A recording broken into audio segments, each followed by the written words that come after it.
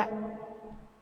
Tapi walaupun Allah menguji Nabi Ibrahim dengan ujian yang berat, Allah yang menguji itu adalah Maha Penyayang kepada hamba Dia. Ayat ini Allah Subhanahu wa taala menceritakan, dan ingatlah ketika menguji akan Ibrahim oleh Tuhannya. Maknanya Allah Taala uji Nabi Ibrahim alaihissalam. Tapi perkataan uji dalam ayat ni Allah Subhanahu wa taala sebut wa idzibtala. Ibtala maknanya membalakan, turun bala. Uji yang ada banyak dalam bahasa Arab, ada banyak perkataan yang digunakan untuk menghuraikan makna ujian. Kadang-kadang ujian tu disebut imtihan, imtahana, imtihan, ujian juga. Kadang-kadang disebut ujian tu maknanya nak melatih, tamrin, disebut tadrib, disebut fatana, fitnah. Dan perkataan bala ini maknanya asalnya macam susah lah. Allah Ta'ala telah membalakan Nabi Ibrahim dengan beberapa kalimahnya. Idzibtala. Tapi Allah Ta'ala telah membalakan itu bukan maknanya benda yang berat. Ditanggung oleh hamba, hamba rasa berat.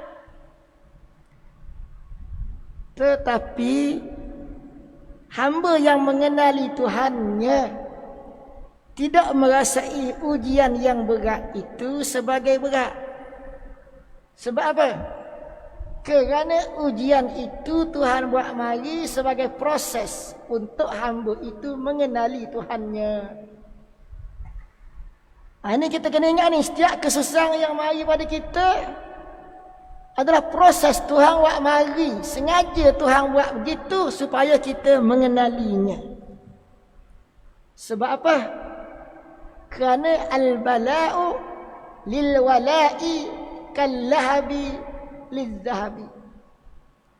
Ujian itu adalah untuk akak martabat kewalian.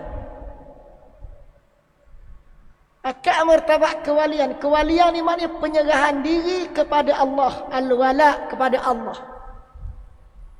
Walaupun orang kita faham dalam konteks yang salah. Orang kita faham wali ni tukang buat pelik benda keramat lah. Tu keramat tu wali. Tak. Al-wala' maknanya al-wilayatu lillahi. Orang yang serah segala urusan dia kepada Allah. Ini dapat dilalui oleh orang yang tahu ujian mari daripada Allah Ta'ala. Oleh orang yang diuji. Kenapa? Kerana sifat dia macam tu. Sifat dia macam tu macam mana? Al-wala' al-bala'u lil-wala'i kal-lahabi lil-zahabi. Sebagaimana membakar itu kepada emas.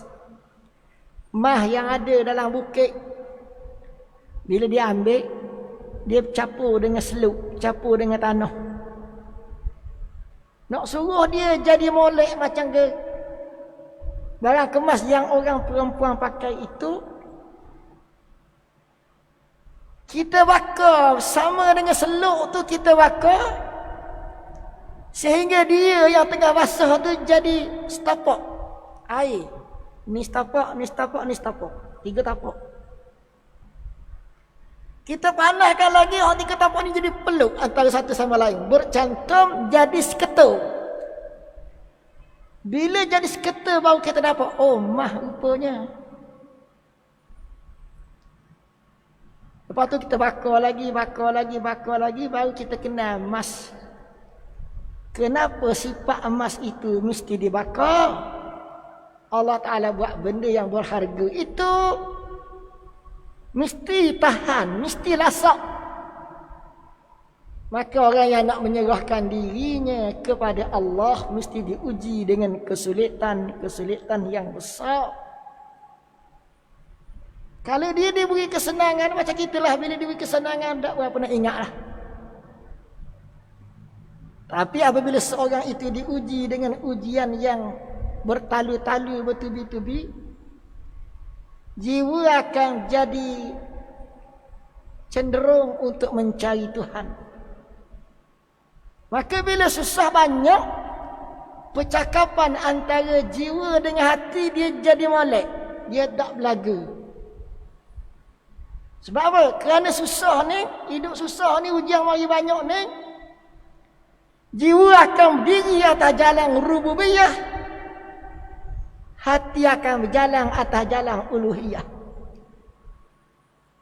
Maka berjalanlah berdua macam terimam dengan makmum. Hak duduk depan jalan uluhiyah, hak duduk belakang jalan rububiyah, berjalan untuk mengenali Allah Ta'ala. Berjalan nak pergi ke mana? Berjalan nak kenal ma'rifatullah. Bila mari susah, hamba ni mesti mencapai, mesti dalam perjalanan dia mesti duduk atas jalan. Nak selesai susah tadi tu, berada di atas tangga yang lebih tinggi. Tangga tinggi macam mana? Yang pertama syuhud, yang kedua yakin, yang ketiga redha. Redha ni Pak tinggi. Mari ujian yang besar, kita boleh lalui ke kita tak boleh lalui, kita redha. Nak redha ni benda payah. Allah Ta'ala sebut radhiyallahu anhum wa radu anhu. Allah Ta'ala uji hamba dia. Sebab Allah Ta'ala redha hamba dia ni. Luluh ke tak luluh ke dia redha dah. Hamba ni nak bagi luluh juga. Hamba ni redha kepada Tuhan yang menguji dia. Allah Ta'ala uji. Tuhan redha. Hamba ni redha juga. Hak ni akan jadi lebih tinggi daripada redha didapat kerana dia sedar kelemahan dia lah. Tak apalah. Kelemahan dia, tak apalah. Asalkan hati dia betul dengan Allah Ta'ala. Dia ikat hak tu.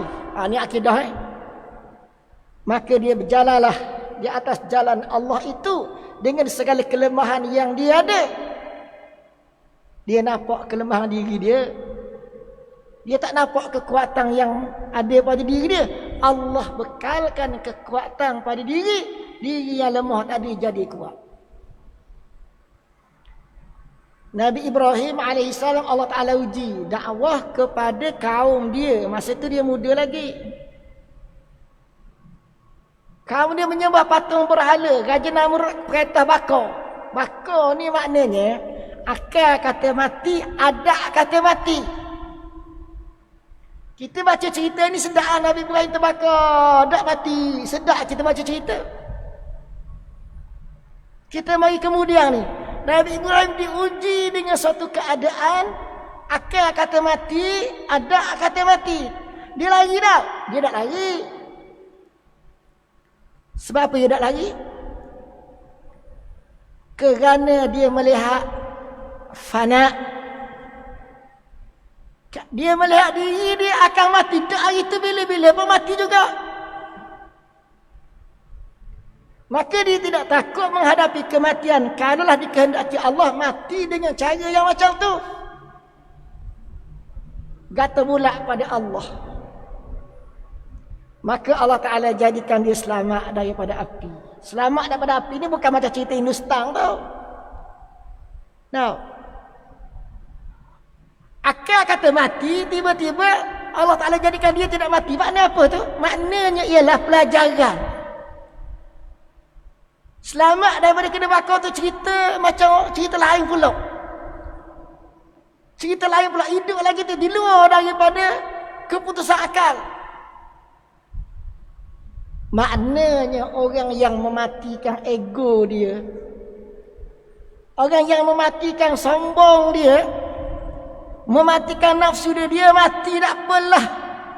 Kalau mati dia tu kerana nak pada nafsu hidup, dia sanggup kerak situ. Allah Ta'ala bagi Nabi Ibrahim hidup semula. Maknanya orang yang mematikan sombong dan takabur dia, orang yang mematikan nafsu dia, perjuangan dia hidup. Hak hidup semula tu seolahnya cerita lain pula. Cerita perjuangan tauhid tak patah, tak mati. Allah Ta'ala gambarkan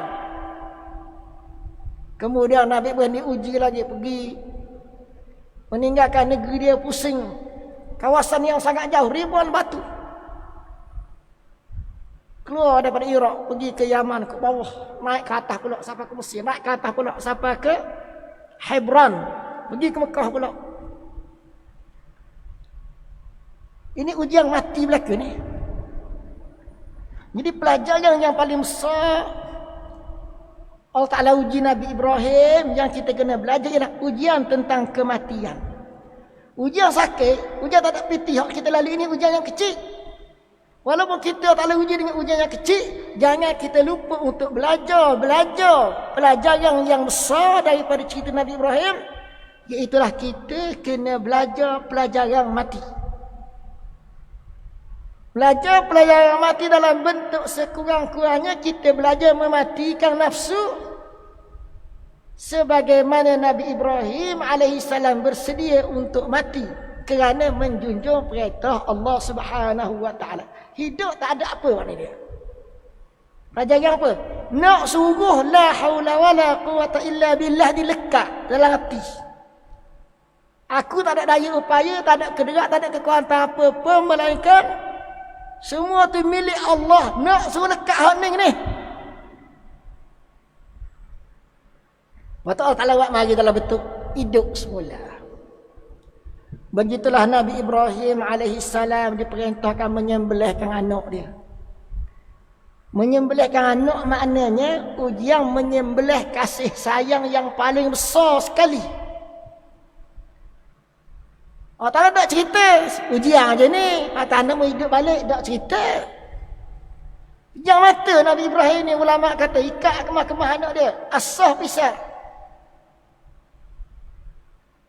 Kerana nak lawan perasaan kasih sayang, perasaan tu takut ada bercampur dengan nafsu. Maka Allah Ta'ala gantikan dengan kibas. Makna apa? Semua dah kasih sayang. Yang takut dalam tak ada sutir dua butir, bercampur dengan nafsu, tak bersih, potong. Nabi Ismail tak mati, maknanya perjuangan itu diteruskan lagi. Jadi cerita Ta'ala cerita Nabi Ibrahim melalui beberapa proses kematian ni adalah kita kena belajar mematikan sombong kita, takabur kita. Kalau kita dapat mematikan sombong dan takabur kita, perjuangan akan terus hidup. Tak mati perjuangan tauhid. Kemudiannya Allah Ta'ala ceritalah redha. Maknanya mari ujian berat mana redha. Nabi pun redha. Maqam yang lebih tinggi daripada maqam yakin. Yakin atas lagi redha. Kerana ada yakin boleh redha. Dan yakin mari mana? Yakin mari setelah mata hati kita celak dapat syuhud. Syuhud macam mana? Allah Ta'ala cerita. Lepas Allah Ta'ala cerita, dia uji Nabi Ibrahim dengan beberapa kalimah fa'atammahunna qala. Allah Ta'ala berkata. Allah Ta'ala kata inni ja'iluka lin-nasi imama. Aku jadikan kamu kepada manusia sebagai imam. Boleh cakap hamba dengan Tuhan. Ini kita nak ni. Berlaku hubungan antara hamba dengan Tuhan. Hubungan antara kita dengan Tuhan kita. Hubungan yang direct, yang menjadikan kita boleh faham. Kita reti. Faham dan reti inilah yang menjadikan, menyempurnakan perintah Allah walaupun perintah itu berat. Bila mana mari ujian,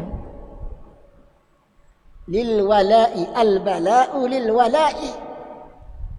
Minta dengan Tuhan doa. Itu adalah proses hati kita, rohani kita mendaki, menaiki tangga yang lebih tinggi, lagi tinggi, lagi tinggi, lagi tinggi. Nak sampai kepada maqam ihsan tu kena lalui muraqabah. Muraqabah tu apa? Dawamu tayaqqunil 'abdi bittila'il haqqi ala zahirihi wa batinihi. Hamba ni melihat dengan yakin Yakin hamba ni secara berkekalan bahawa Tuhan dia tengok pada dia dengan pada zahir dan juga batin. Tuhan suruh dia buat. Kalau mari ujian tu, tanda Tuhan kasih kepada dia. Ni. Tuhan mari ujian pada kita, tanda Tuhan kasih kepada kita. Kalau kita boleh faham tu, kita akan buat hak molek sekali. Kita akan buat yang paling comel sekali. Berlaku perbualan ni. Kalau tidak berlaku perbualan ni, hamba tu tak boleh nak tanggung ujian yang besar, ujian yang berat. Sebab bila mari ujian tak ada hubungan dengan Allah, tak jadi lah. Taklah uji, Allah Ta'ala kata, ni syuhur ni, benda Allah Ta'ala kata, aku jadikan engkau kepada manusia adalah imaman, jadi ketua. Ketua bukan nak suruh, nak cerita Allah Ta'ala beri kat Nabi Ibrahim pengaruh pangkat, dah hak besar sekali. Hak molek, ada molek, ada uduh. Hak uduh benda, hak uduh jahil. Hak molek, ilmu tangga pertama. Lepas daripada ilmu, naik tangga pertama, cari ilmu, dapat ilmu, duduk tangga pertama. Selepas tangga pertama, naik tangga kedua. Hal ni nak cari alat. Cari alat, cari pitih. Bukan cari pitih kerana nak ke pitih, tetapi kerana menguruskan alam ini. Nak mentahkikkan tanggungjawab sebagai khalifah. Hak jalan tak betul tadi orang jahil. Nak cari ilmu, jahil. Dengan jahil tu dia cari harta pakai hentam je. Halal ke haram tak kisah. Dia beli alat untuk nafsu dia. Jalan tak betul. Jalan hak molek belajar ilmu, atas ilmu dia guna alat cara betul untuk mentahkikkan dia sebagai khalifah Allah. Buat kerja mengikut yang Tuhan perintah. Tangga kedua. Kemudian buat kerja ada berjaya, ada tidak berjaya. Hak berjaya naik tangga ketiga, hak tak berjaya duduk tangga kedua. Hak naik tangga ketiga ni ada alat, ada kepimpinan. Kepimpinan ni lah ilmu yang tinggi. Bukan ilmu tinggi, tangga yang tinggi. Dalam hubungan dengan manusia, kepimpinan. Maksud kepimpinan ni, kepimpinan yang boleh bawa ikut kehendak Allah Ta'ala perintah. Bukan kepimpinan tu maknanya dia pimpin manusia untuk dia kupur mengenyangkan nafsu dia. Dah. Hak ketiga ni Nabi Ibrahim dapat. Imaman, jadi pemimpin. Tapi jadi pemimpin ni Nabi Ibrahim tak rasa waktu dia hidup. Waktu dia hidup, dia pergi tempat orang, dia buat Baitullah, dia ajak orang tempat tu, mari beribadat, mari tawaf. Siapa nak ikut? Dia ajak orang tempat tu, dia mari pada luar. Siapa nak ikut? Tak ada orang ikut. Dia suruh, tak ada orang ikut, anak keluarga dia saja yang ikut. Nabi Ismail mari tawaf, Nabi Ismail duduk situ dah tawaf. Nabi Ishak duduk jauh ni, mari tawaf, balik pula. Maka Nabi Ismail ni lepas pada tu beranak cucu. Oh ni anak nikah orang sini, anak nikah dengan kabilah ni, anak ni menikah kabilah ni. Maka lahirlah satu keturunan yang dipanggil dengan nama Bani Ismail. Bani Ismail ni sikitnya. Kabilah sana, kabilah sana semua tu bukan Bani Ismail ke. Tapi hak ni menikah dengan kabilah sini, akhirnya Bani Ismail jadi makin ramai. Mula-mula Bani Ismail sikitnya. Lepas itu beberapa lama, beberapa generasi, Bani Ismail telah menyerap ke seluruh kabilah Arab tu. Maka mereka pun datang mengerjakan ibadat tawaf dekat Kaabah yang dibina oleh Nabi Ibrahim. Jadi Bani Ismail dah makin ramai dah. Satu. Bani Israel pun macam tu juga. Nabi Ishak mari mengerjakan tawaf. Nabi Ishak melahirkan Yaqub. Yaqub ni nama dia Israel. Ada anak dia belah orang. Anak ni nama dia Bani Israel. Masuk negeri Mesir. Mula-mula masuk negeri Mesir 12 orang anak ni menikah beranak. Dok ramai mana lah. Nak banding dengan orang Qibti hak duduk di Mesir dah. Lepas beberapa generasi ulama kata zaman Nabi Musa lebih daripada 70,000. Ramai dah. Siapa dia Bani Israil hak ramai tu? Keturunan Nabi Ibrahim lah. Lepas tu ada pula Bani Israil ni yang menikah dengan orang luar. Sehingga orang tak kenal dia Bani Israil. Sebab tak duduk dalam kelompok Bani Israil. Bani Ismail pun macam tu juga, pergi belaya, menega, nikah dengan luar, tak balik. Orang tak kenal dah dia tu Bani Ismail. Sebab tak duduk dalam kumpulan Bani Ismail. Anak Nabi Ibrahim lah Qanturah pun pergi ke Parsi, India, sampai ke China, bawa tauhid. Maka lahirlah pula Bani Qanturah yang ramai. Akhirnya sebenarnya Nabi Ibrahim jadi bapa manusia. Bapa manusia yang keempat. Bapa manusia yang pertama Nabi Adam. Bapa manusia yang kedua Nabi Syekh. Bapa sekali manusia yang ketiga Nabi Nuh. Bapa sekali manusia yang keempat Nabi Ibrahim. Allah Ta'ala bagi pada Nabi Ibrahim imaman. Hari ini orang balah. Orang Islam, Yahudi, Buddha, Hindu balah dalam bab agama.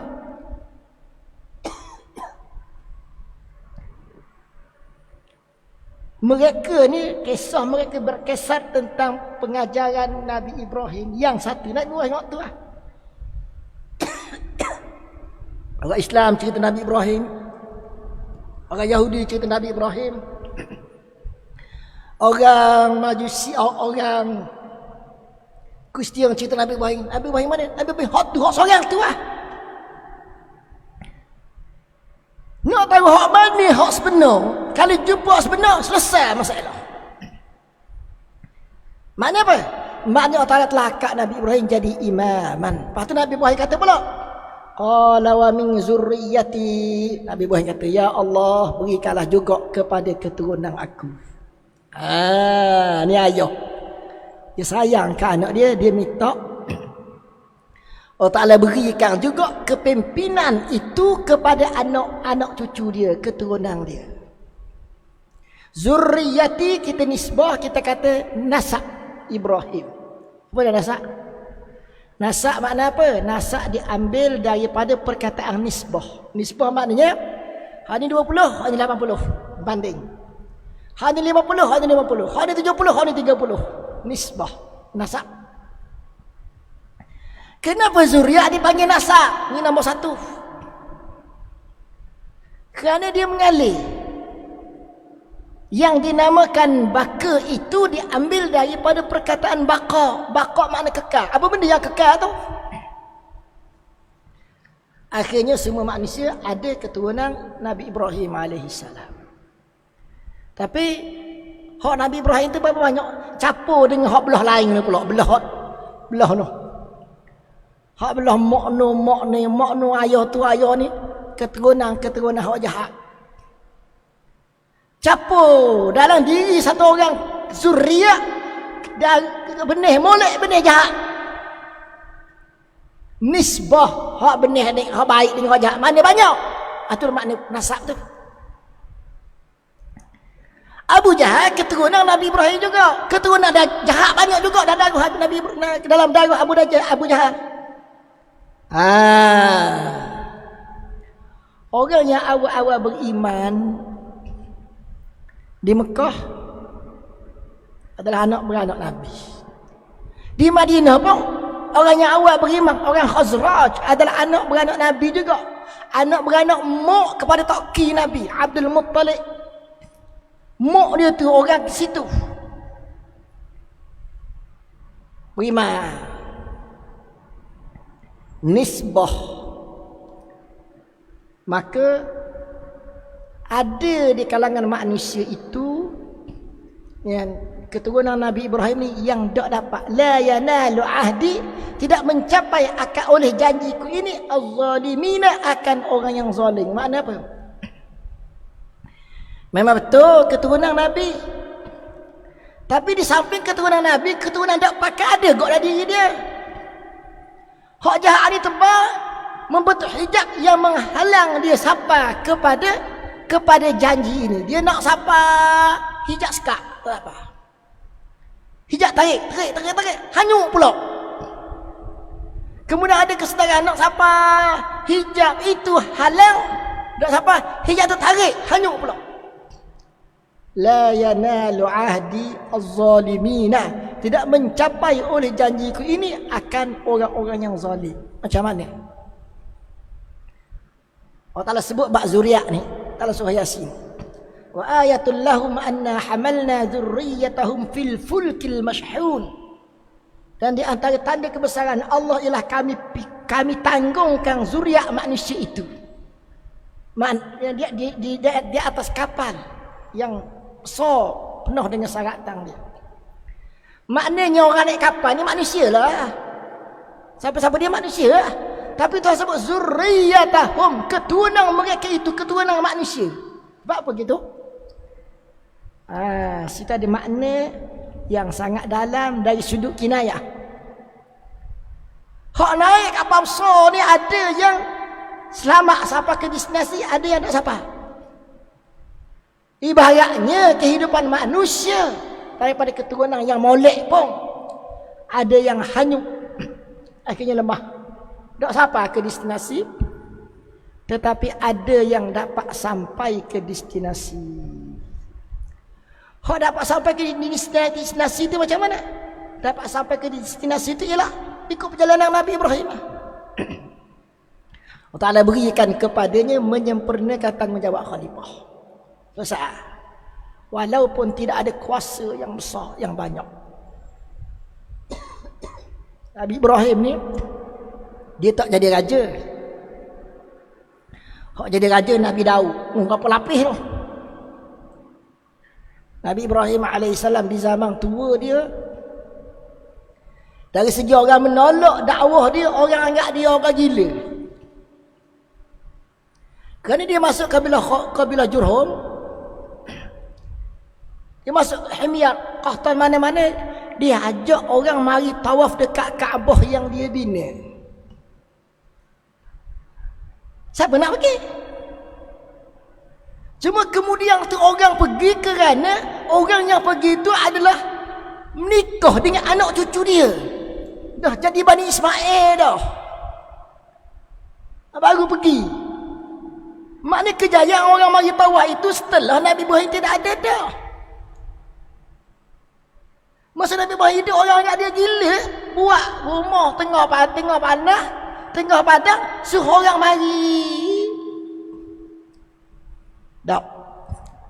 Orang yang menerima tauhid sahaja di kalangan keluarganya. Kemudian orang tu balik mengerjakan haji.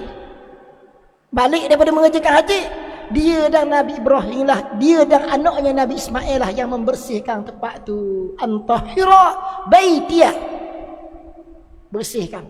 Lepas itu dia suruh anak cucu dia ni bersihkan pula. Hak luar bagi tu, hak bersemendaang ni menang pupu daripada kabilah-kabilah luar ni mari, hak duduk sini kena bersihkan Baitullah.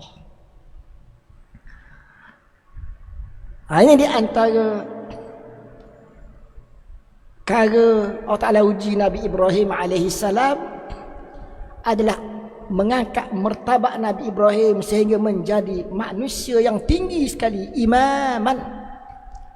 Maknanya tiap-tiap ujian tu adalah nak angkat martabat hamba.